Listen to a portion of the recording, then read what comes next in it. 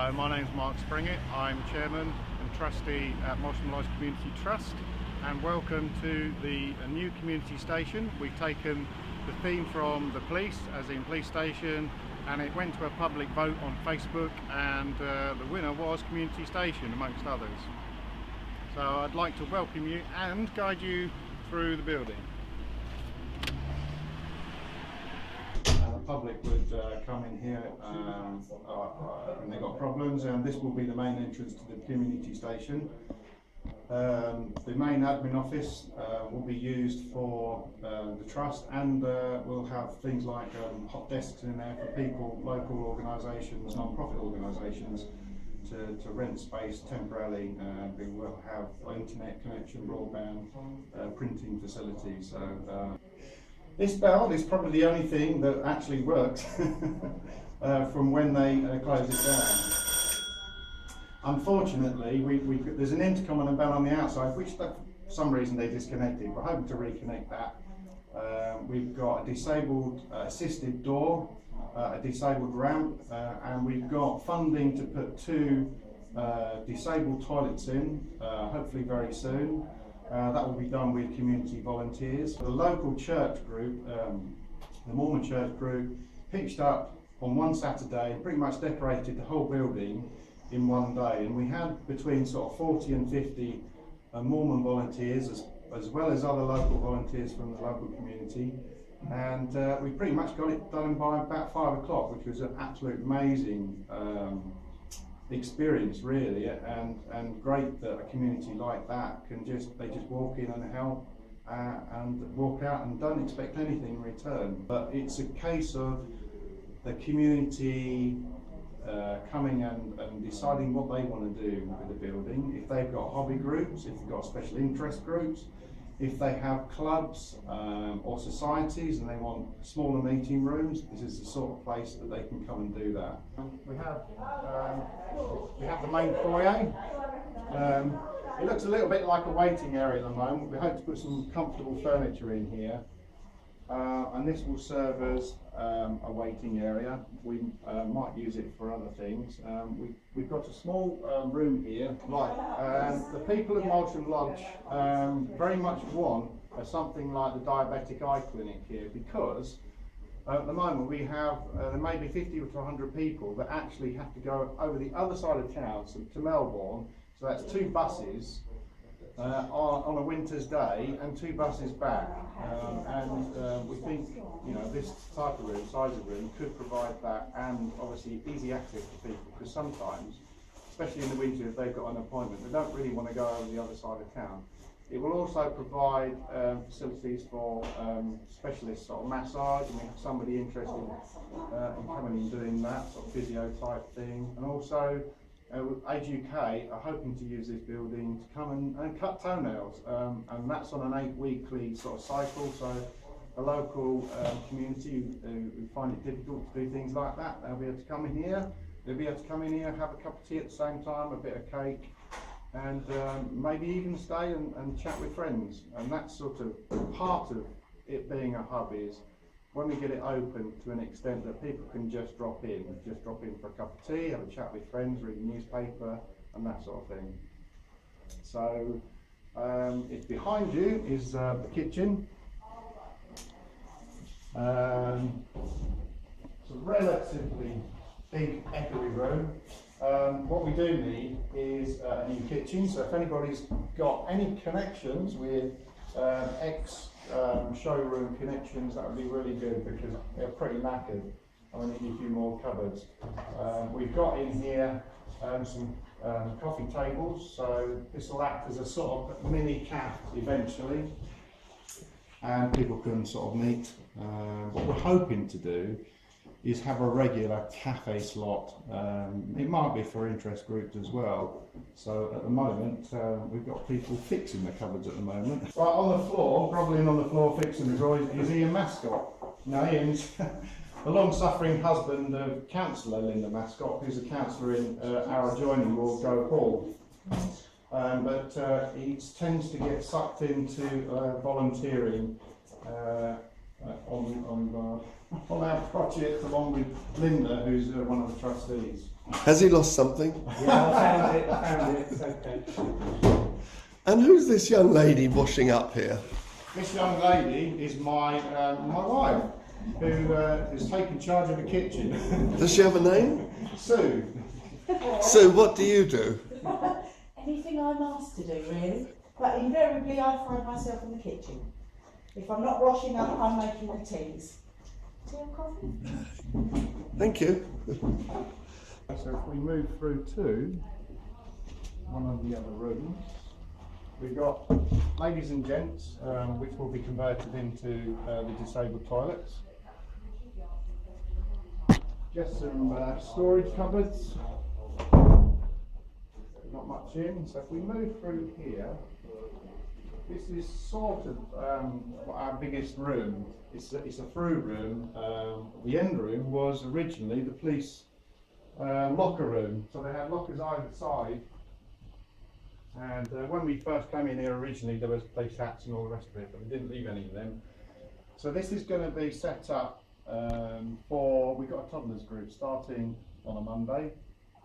I think that's 10:15 to 1:45, and it's a play and stay group, which means it's one of these toddler groups where the mums come, they stay, the kids play, and the mums can talk amongst themselves and they can share issues. And what we're hoping to do is having some health professionals come on a regular basis, things like the baby weighing, that can provide support to the mums as well.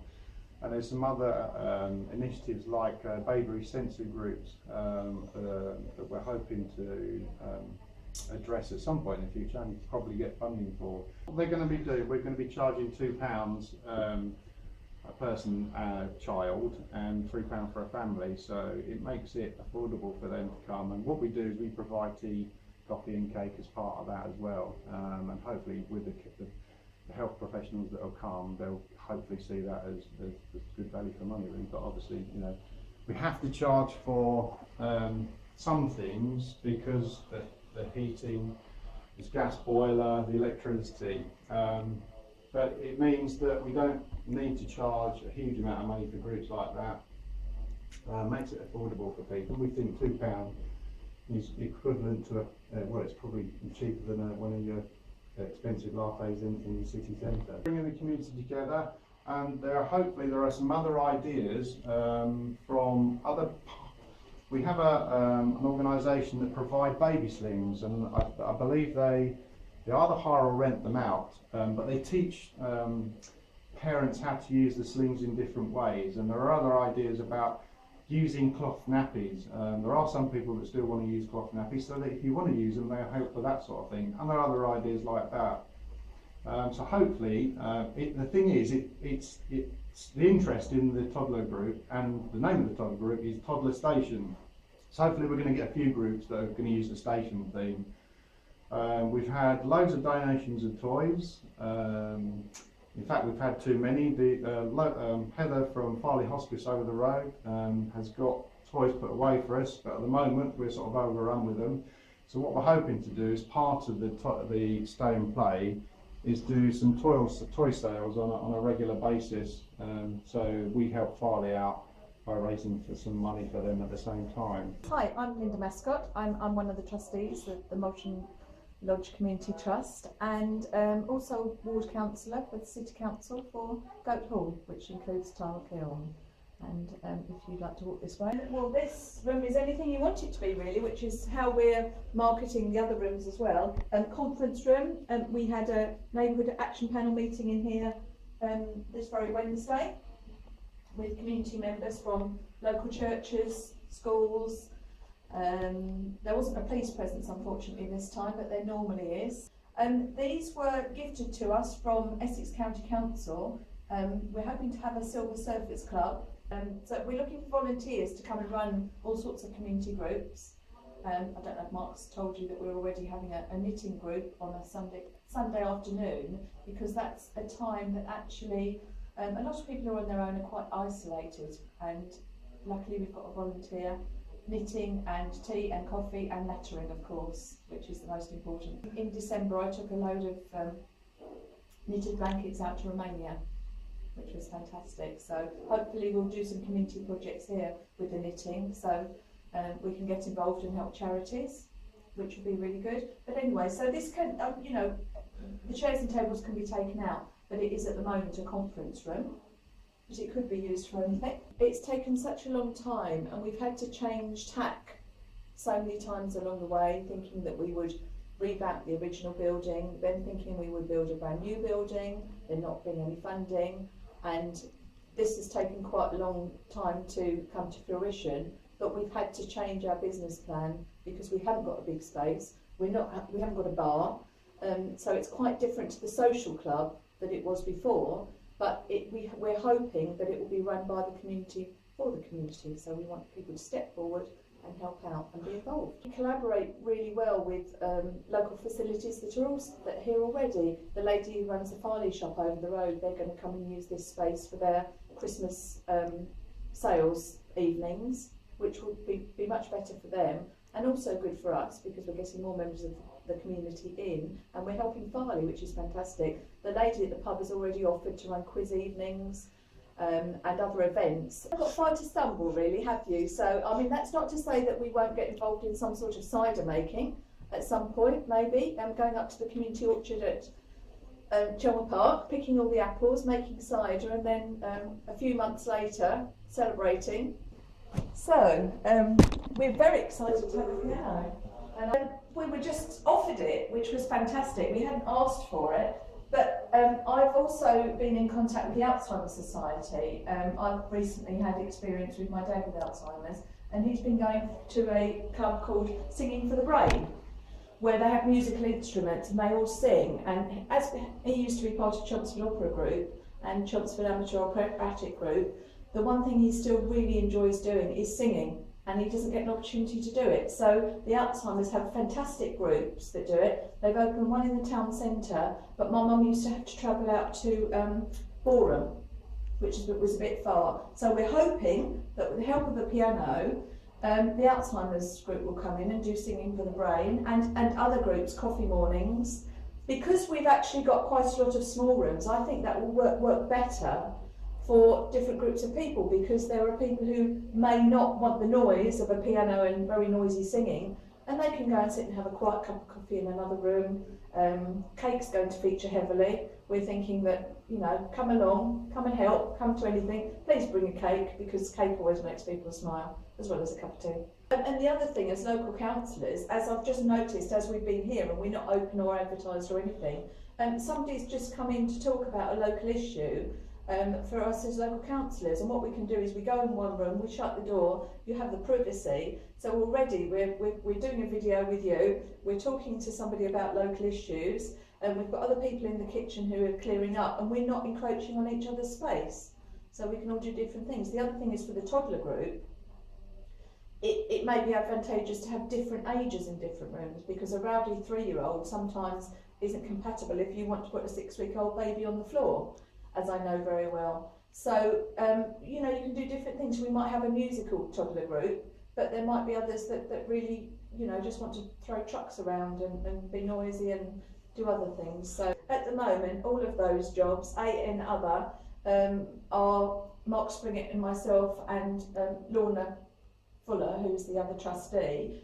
We have got a committee of other people, but we're all busy and we're all working, so we'd really like other people to come forward and help us.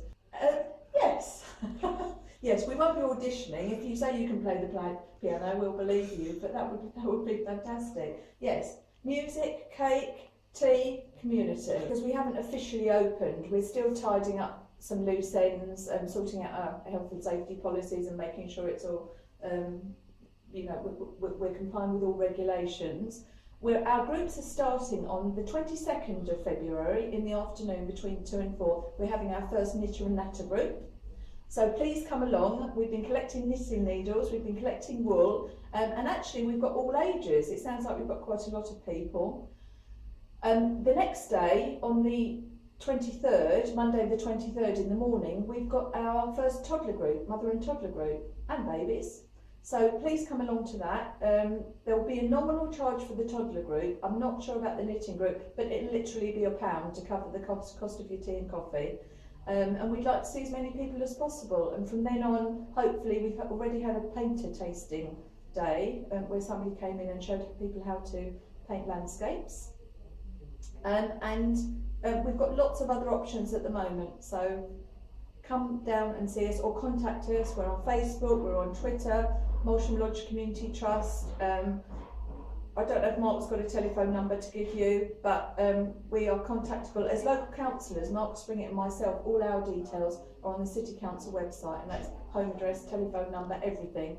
So please get in contact with us if you feel you can help or you'd like to come and use the facilities. You're very welcome.